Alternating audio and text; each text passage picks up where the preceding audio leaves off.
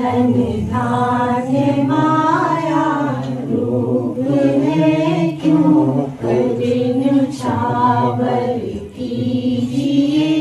संसार सागर में फंसा गुरु ध्यान कैसे कीजिए। तन कैसे अर्पण कर सकूं यह तो महापापी अधम। धन दान और मन दे के गुरु तुमसे नहीं उधार हम। श्रद्धा सुमिरनी वेद कर्म दीन हो चरणों परा। मैं पतित तुम पतित पावन आपका है आसरा। भव सिंधु में हूँ फंस रहा गुरुदेव मुझे उठाइए। गरीबां दीनानाथ अपराधी को पार लगाइए। जो दीन हो चरणों पड़े नाथ। सारे करे तेरा भिखारी तुझ बिना प्रभु आसरा किसका करे। मैं दीन हूँ तुम दीन बंधु। मैं अनम तुम नाथ हो। मैं हूँ अनाथ कृपा निधान तो तुम अनाथों के नाथ हो। माता पिता सुत भ्रात भार्या कोई साथ न जाएंगे। उस पाप कुंभी नरक में कोई न हाथ बढ़ाएंगे। यह सोच के तब शरण आया अब ठिकाना है नहीं। बस पार कर दो मेरी नौका और अपना है नहीं। हे दीन बंधु दयाल गुरु के हाथ तक गाँव में तुम्हारे पवित्र चरित्र के मेरी नाथ कही के सुनाऊं।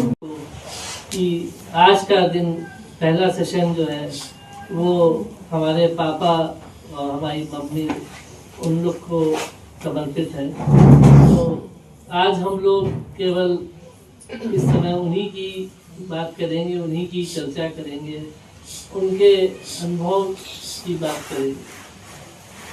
तो हमारे पापा का जन्म 1929 में कानपुर में ही हुआ था। और इसमें जैसे कि पूजा में हम लोग का है, सब हमारे बुजुर्गों ने सबने बताया है कि इस पूजा में जो लोग लगे हुए हैं, जो संत महात्मा सब हुए हैं, उनके साथ 3 चीज़ें जरूर रहती हैं, इल्लत जिल्लत किल्लत। तो इसी उस पे सभी को ये सब झेलना पड़ा। उसी में हमारे पापा को भी इल्लत जिल्लत किल्लत झेलनी पड़ी। जब पापा का हमारा जन्म हुआ कुछ समय बाद ही उनकी माँ का देहांत हो गया। उस वजह से उनका पालन पोषण परम पूज्य चचा जी महाराज ने और उनकी वाइफ सबकी पापा की दादी ने ही किया। बचपने से ही पापा जो थे उन्हीं लोगों के साथ रहे, उन्हीं के साथ खेले कूदे, तो उनके ऊपर उन्हीं का असर ज़्यादा रहा। उसके बाद बाबा ने भी उनका सब देखभाल करी और शुरू से ही पापा को परेशानियों ने घेरे रखा।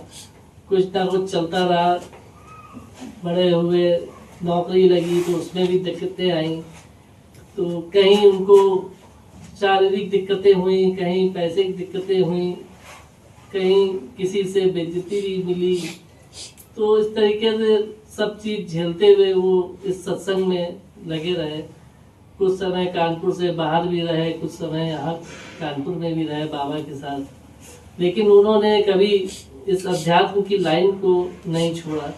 और बचपने में ही परम पूज्य चचा जी महाराज ने अपने सामने ही उनको अपने गुरु महाराज परम पूज्य श्रीमान अपने परम पूज्य अब्दुल गनी खां साहब से उनको वैद करवाया और उनसे दीक्षा दिलाई। और पापा उन्हीं के साथ बराबर लगे रहे, बहुत समय तक गुरु महाराज रहे गाँव वाले, कानपुर आते जाते भी रहते थे, पापा भी बराबर जाते रहते थे। पापा हम लोग को भी हमेशा यही कहते थे कि कभी भी भगवान को छोड़ना नहीं, वो हमारे पारिवारिक गुरु हैं, उनका स्थान है, उस जगह को कभी ना छोड़ना। तो आज भी हम लोग वहाँ जरूर जाते हैं, साल में एक बार दो बार, जब भी मौका लगता है तो जरूर जाते हैं। तो रही बात ये पापा की, तो पापा ने हमेशा अपने चचा जी महाराज और अपने बाबा की ही बात करी। उन्होंने इसके अलावा कभी भी सत्संग में कोई और बात नहीं करते थे। वो हमेशा हमेशा यही कहते थे कि हमारे बाबा ने ऐसा किया, हमारे बाबूजी ने ऐसा किया, और यही कहते कहते वो इसमें लगे रहते थे। इसके अलावा वो कोई दूसरी बात नहीं करते थे। और कभी भी उन्होंने किसी के चीज को मना नहीं किया। जब जो कोई कुछ कह देता था तो उसकी उस चीज को तुरंत करते थे। किसी ने कह दिया वहां चलना है, हाँ हाँ चलो चलो। किसी ने कह दिया भाई साहब यहाँ आ जाइएगा, तो कहते थे हाँ आ जाएंगे, वो चले जाते थे। ऐसे ही एक बार का किस्सा है कि गोंडा से कुछ लोग आते हैं, उन्होंने कहा कि बांदा में हमारे बेटे की शादी है और आप हमारे साथ वहाँ बांदा चलिए। पापा ने कहा हाँ चलेंगे। अब लेकिन बांदा कह तो दिया चलेंगे, लेकिन बांदा जाना उस जमाने में आसान नहीं था। बहुत खराब सड़क थी, बहुत लूटपाट होती थी उस रास्ते पे, रात में वहाँ कोई जाता नहीं था उन सड़कों पर। लेकिन पापा ने कहा कि चलेंगे, आपने कहा है तो हम चलेंगे। और यही हुआ कि यहाँ से शाम को ये लोग बस पे बैठे बांदा के लिए, बांदा जाने के लिए जिस बस पे बैठे, वो बस वाला कुछ पता नहीं क्या था, इतने धीमे धीमे चला रहा था, तो इन लोग की कुछ उससे बातचीत हुई, कहाँ सुनी हुई, वो तेज चलाए ना, तो ये लोग पता नहीं कुछ झगड़ा क्या हुआ, उससे क्या बात हुई, ये लोग बस से नीचे उतर गए और इन लोगों ने एक दूसरी बस आई उस पर बैठ गए। थोड़ा आगे देखा कि जब उस बस पे चढ़े थे तभी देखा उस बस पे पता नहीं क्या हुआ कि उस बस में आग लग गई। वो बस वहां खड़ी खड़ी जल रही थी। तो पापा लोग ने कहा कि देखो ऐसा होता है कि हमको इसीलिए उतरना था कि देखो इसमें आग लग गई। उसके बाद ये लोग किसी तरह दूसरी बस पकड़ के वहां पहुंचे, बांदा के पहले कोई एक जगह थी वहां पहुंचे। वहां पानी नहीं था, बांदा में पानी की बहुत बड़ी कमी रहती है, वहां पानी नहीं कोई पीने देता है। तो एक होटल था, तो पापा ने कहा लाओ हैंड पाइप लगा है, पानी पी लेते हैं। तो वो कह लगा पानी पीने नहीं देंगे, बड़ा झगड़ा करने लग गया कि नहीं पानी नहीं पी देंगे, आप पानी नहीं दिया जाता है। उसने हैंड पाइप का हत्था निकाल के अलग कर दिया। कहने लगा पानी तो यहाँ मिलता ही नहीं है। और मतलब ये सब करते करते वहां बच गया 8।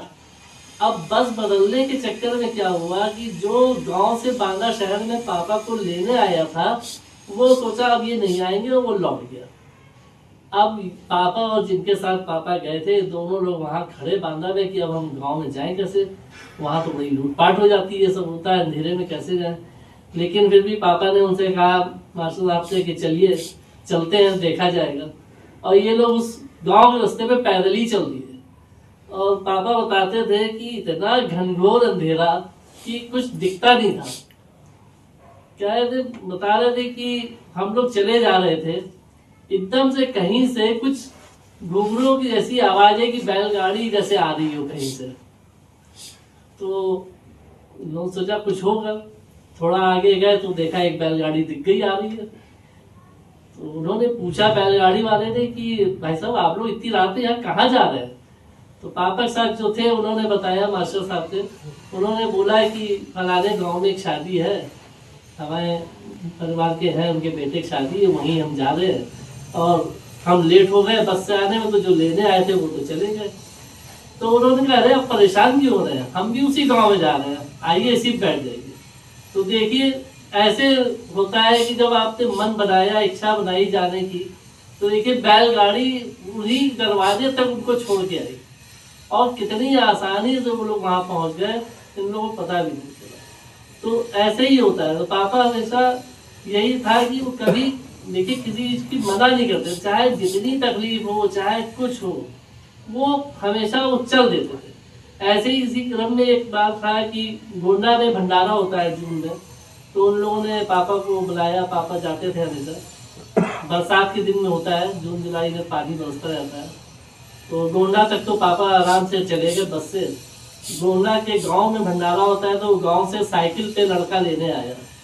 तो उसने कहा पापा से कि आप साइकिल में बैठ जाइए, हम चलाते हैं। तो पापा ने कहा ठीक है। पापा पीछे बैठ गए, साइकिल लेके वो चल दिया। आगे कीचड़ दलदल थी, वो भी गिर गया, पापा भी गिर गया, दलदल में दोनों सन गए। पापा ने कहा ऐसा है भैया, तुम उठो, साइकिल हम चलाते हैं, तुम पीछे बैठ जाओ। फिर भी वो वहां गए। तो यही हम बता रहे हैं कि उन्होंने कभी किसी चीज की ना नहीं करी, चाहे जितनी तकलीफ आए, चाहे जितनी तक कुछ हो, वो ना करते ही नहीं गए। वो हर चीज में हाँ ठीक है चलो चलो। तो ऐसा था उनका व्यवहार कि कुछ कह नहीं सकते। और हम लोग को भी कभी भी उन्होंने ना कभी डांटा, ना कभी मारा, हमेशा प्यार से ही बात करते रहते थे।